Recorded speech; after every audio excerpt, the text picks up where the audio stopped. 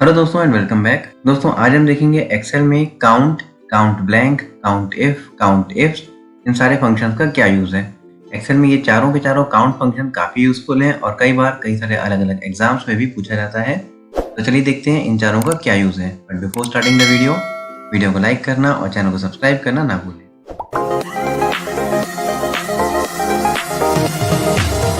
तो सबसे पहला फंक्शन है काउंट। जैसे कि नाम से क्लियर है, इस फंक्शन का काम है एक पर्टिकुलर रेंज में कितने नंबर्स एग्जिस्ट करते हैं ये उन्हें काउंट करके बताता है। जैसे कि हम देखें इस कॉलम में यहाँ पर कुछ अल्फ़ाबेट्स भी लिखे हुए हैं और कुछ नंबर्स भी लिखे हुए हैं और कुछ सेल्स ऐसे हैं जो ब्लैंक भी हैं।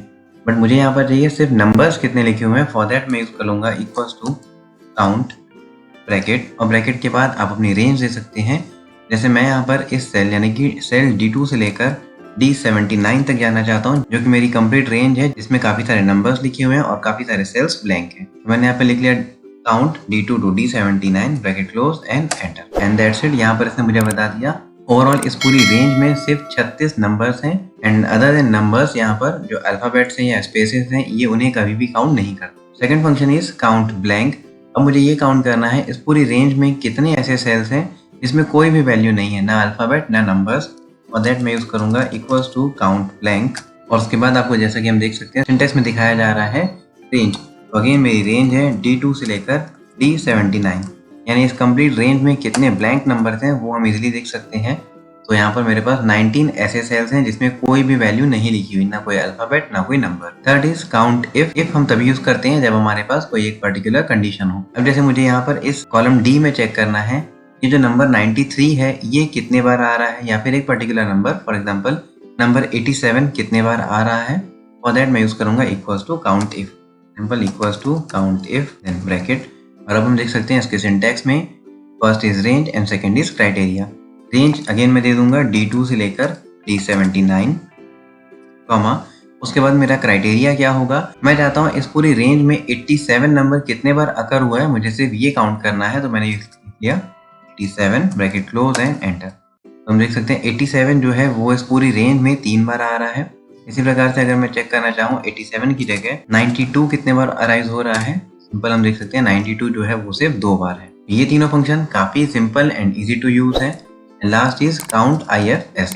अगर मैं काउंट इफ्स लिखता हूँ तो इसका जो डिस्क्रिप्शन है count the number of cells specified by a given set of conditions और क्राइटेरिया, यानी ये भी आपको नंबर ऑफ सेल्स ही काउंट करके देगा, लेकिन इसका जो इनपुट होगा वो होगा पर्टिकुलर कुछ कंडीशंस या फिर कुछ क्राइटेरिया आप यहाँ पर दे सकते हैं।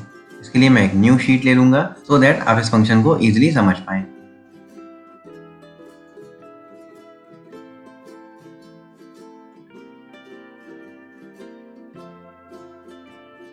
यहाँ पर मैंने एक सिंपल सा डेटा रेडी कर लिया है जिसमें है employee code, employee name, department और स्टेटस कि वो करंटली कंपनी में जॉब कर रहा है या नहीं। और अब हम देखेंगे यहाँ पर काउंट इफ्स फंक्शन कैसे काम करेगा। यहाँ पर उसे यूज करने के लिए मैंने यूज किया काउंट इफ्स ब्रैकेट, और ब्रैकेट में सबसे पहले हम देंगे क्राइटेरिया रेंज 1 एंड क्राइटेरिया। तो मेरा क्राइटेरिया रेंज होगा सबसे पहले कि ये किस डिपार्टमेंट में पर्टिकुलर पर्सन काम कर रहा है या नहीं। मैंने क्राइटेरिया रेंज सेलेक्ट कर लिया और इस रेंज को हम लॉक कर लेंगे सो दैट अगर मैं इसे ड्रैग करता हूँ फॉर्मूले को तो ऑटोमेटिकली रेंज चेंज ना हो।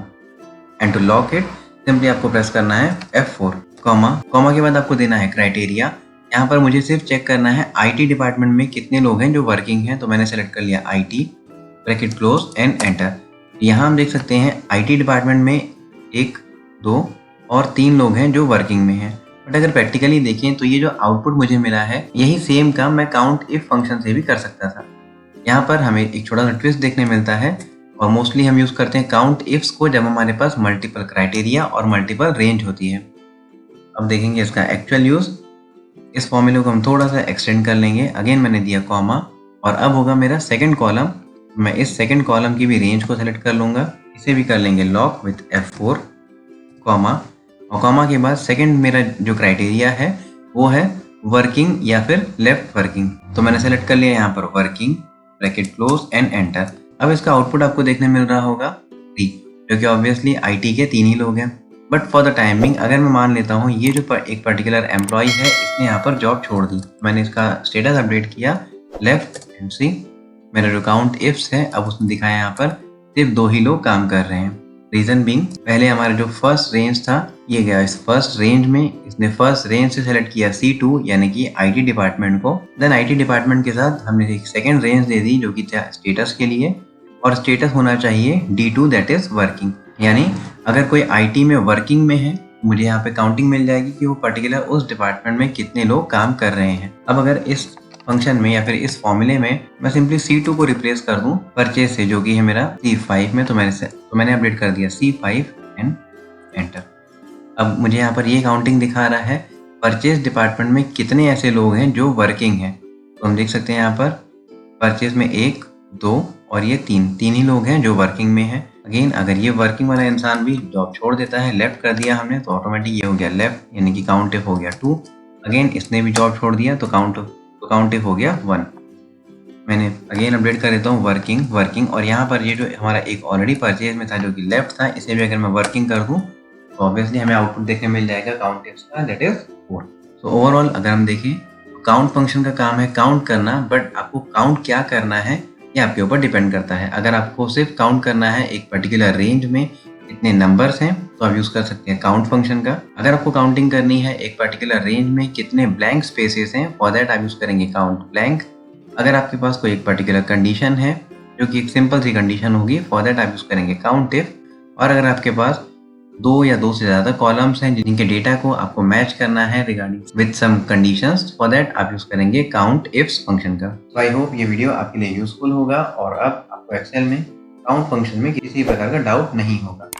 अगर ये वीडियो पसंद आया है तो प्लीज़ ज़्यादा से ज़्यादा लाइक करें, शेयर करें और चैनल को सब्सक्राइब करना ना भूलें। Thank you.